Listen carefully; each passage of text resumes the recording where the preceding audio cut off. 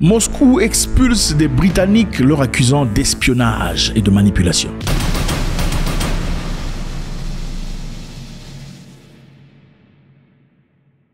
Bonjour les amis, c'est toujours avec beaucoup de plaisir.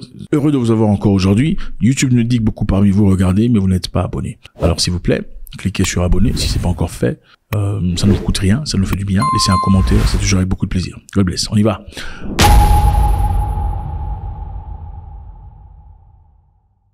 Expulsion de diplomates britanniques. Plus tôt vendredi, Moscou a expulsé 6 diplomates britanniques revoquant leur accréditation, les accusant d'espionnage. Les services de sécurité du pays, le FSB, a déclaré dans un communiqué reçu des documents indiquant l'implication de la Grande-Bretagne dans l'infliction d'une défaite stratégique à la Russie. Donc voilà, les Russes, avec le FSB qui est très rigoureux, ont détecté des Britanniques qui sont censés être diplomates, mais en réalité sont des espions, en train d'organiser de manière stratégique la chute de M. Poutine. Heureusement pour eux, ils n'ont pas été arrêtés ou mis en prison pour ça, parce que généralement, espionnage, on peut être condamné à mort pour ça.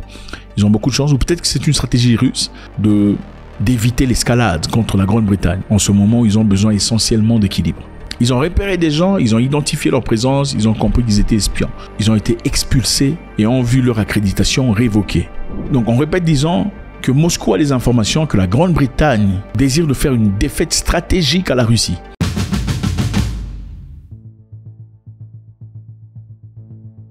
Les accusations manifestement ont été rejetées par le ministère britannique des Affaires étrangères comme étant totalement infondées. L'analyste britannique de défense, Justin Crump, a déclaré que Poutine testait le nouveau gouvernement britannique. Évidemment, vous savez, Vladimir Poutine, c'est un maître échiquier en train de tester le nouveau gouvernement. Et le nouveau gouvernement, qui n'a pas nécessairement beaucoup d'expérience, doit jouer très intelligemment.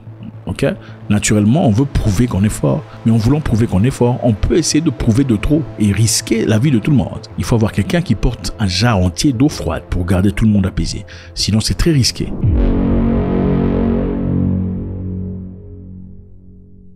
Le Premier ministre britannique Sir Keir Starmer a eu des entretiens productifs avec le président américain Joe Biden au sujet de l'Ukraine. Mais il n'a annoncé aucune décision quant à l'autorisation de Kiev de tirer des missiles à longue portée sur la Russie. Comme vous le savez, le souhait des Ukrainiens est de voir l'Occident tirer sur des missiles russes qui pleuvent sur l'Ukraine, mais aussi leur donner l'autorisation de frapper dans le territoire russe, chose qui jusque-là a été évitée à tout prix pour pas franchir la barrière rouge qu'a établi Vladimir Poutine. Sir Keir a déclaré que la discussion de Washington se sont concentrée sur des stratégies plutôt que sur une mesure ou une tactique particulière. Ça dit tout et ça dit rien. C'est très vague. C'est très stratégique. On ne vous dit rien, mais on ne soutient pas directement la demande de Zelensky.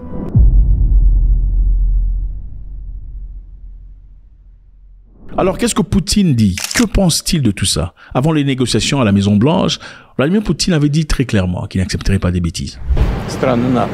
Si cette décision est prise, cela ne signifiera rien d'autre que la participation directe des pays de l'OTAN, des États-Unis et des pays européens à la guerre en Ukraine.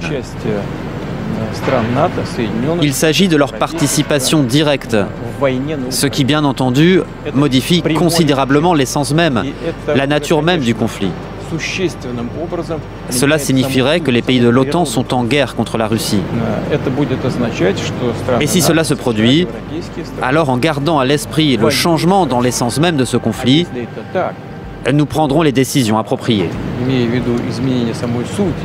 Il a averti les pays occidentaux de ne pas laisser l'Ukraine tirer des missiles à longue portée sur la Russie.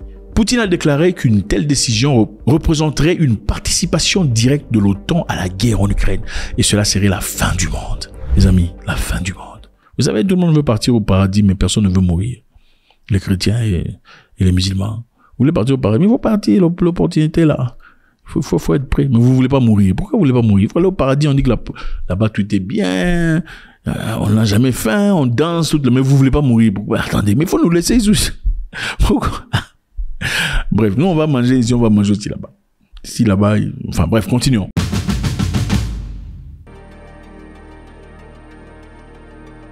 Le secrétaire de la Défense, Sir Ben Wallace, a déclaré que l'OTAN devait laisser l'Ukraine frapper des missiles à longue portée en Russie malgré les menaces de Poutine. C'est chaud, hein? Donc Ben Wallace dit qu'il faut autoriser à l'Ukraine de frapper à l'intérieur de la Russie.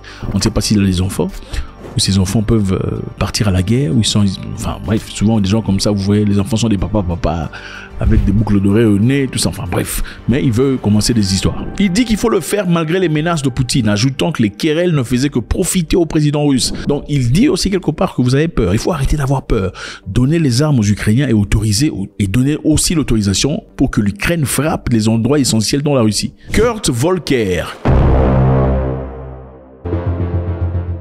ancien représentant spécial des États-Unis pour les négociations en Ukraine, a déclaré que les commentaires de Poutine visaient à empêcher toute nouvelle action occidentale. Donc c'est de l'intimidation, il n'est pas en train de raconter de la vérité. La raison pour laquelle Poutine dit ces choses, c'est pour dissuader, c'est pour vous faire peur. Mais il n'a pas les tripes. Il n'a pas les tripes de commencer une troisième guerre mondiale. Il faut bombarder Moscou. Poutine a peur. Il a mis beaucoup de lignes rouges. Les lignes rouges, on a traversé, il n'a rien fait. Voilà ce que M. Kurt est en train de dire. Donnez l'autorisation aux Ukrainiens de bombarder. La raison pour laquelle Poutine dit ces choses, c'est pour nous dissuader de faire certaines choses et non que cela ait une quelconque incidence de ce qu'il y a réellement à faire ou ce qu'il ferait. Il a déclaré que les États-Unis exagèrent le sentiment qu'il s'agit d'une nouvelle ligne rouge. Donc les États-Unis exagèrent en disant ça c'est la ligne rouge des Russes. Ils sont qui les Russes, hein? Ils sont qui les Russes? Il dit que ceux-ci ne créeraient pas d'escalade, ils n'en ont pas les capacités. Nous savons aussi que le Royaume-Uni avait précédemment déclaré que l'Ukraine avait le droit clair d'utiliser les armes que le Royaume avait fournies pour l'autodéfense, ce qui n'empêche pas les opérations à l'intérieur de la Russie. Après l'incursion transfrontalière sur prise de Kiev le mois dernier. Let's be absolutely clear, Russia has launched an attack into Ukraine and Ukraine absolutely has the right to strike back at Russia. Toutefois, cela exclut l'utilisation des missiles à longue portée Storm Shadow. Le Storm Shadow, voici le Storm Shadow, un missile très respecté par l'armée, pouvant frapper à des longues portées, à longue distance. Les Storm Shadow ne peuvent pas être utilisés à l'extérieur de l'Ukraine, seulement dans le territoire ukrainien. Les États-Unis ont fourni aussi des missiles à longue portée à l'Ukraine, mais comme les autres alliés occidentaux de Kiev, leur utilisation n'a pas été autorisée à l'extérieur de l'Ukraine, seulement en Ukraine. Donc encore une fois, nous sommes confrontés à une situation où des diplomates britanniques ont été refoulés, chassés de la Russie. Il est clair que la position britannique à l'égard de la Russie, bien qu'elle soit apparemment pas très directe, les Russes voient que celui-là c'est un ennemi, même s'il fait semblant. Vous pensez que dans leur réunion entre Biden et Steinmeier, ils parlaient de quoi? Ils sont en train d'évaluer comment ils peuvent faire quelque chose. Sont-ils à même, sont-ils au niveau, ont-ils les capacités de faire une guerre ouverte contre la Russie? Évidemment, dans cette réunion, ils ont évoqué le fait que l'Iran et la Corée du Nord représentent un danger pour eux aussi, parce qu'ils ont désormais des armes qu'ils n'avaient pas dans le passé. La Corée du Nord, avec son président, Kim Jong-un, a fait une publication avec le président lui-même en train de marcher dans une plante d'enrichissement nucléaire, c'est-à-dire là où on enrichit l'uranium de sorte que l'on crée des warheads de bombes atomiques. Donc, la Corée du Nord a déjà la capacité d'enrichir l'uranium à ce point. Ça devient un danger évident. Et ils n'ont pas peur. Donc jusque-là, on est en train d'évaluer les biens et le mal, le pour et le contre. Mais en attendant, Zelensky est très frustré. Il a clairement dit que l'Occident avait peur. En même temps, les Russes ont refoulé, ils ont repéré à travers le FSB des éléments britanniques qu'ils considèrent comme espions. Chanceux pour eux, ils n'ont pas été abattus ou condamnés à mort ou à perpétuité. Faites-moi savoir ce que vous en pensez, c'est toujours avec beaucoup de plaisir. Partez pas sans laisser votre opinion. Nous savons que vous êtes très intelligent. Ça ne vous coûte rien, ça nous fait du bien. God bless.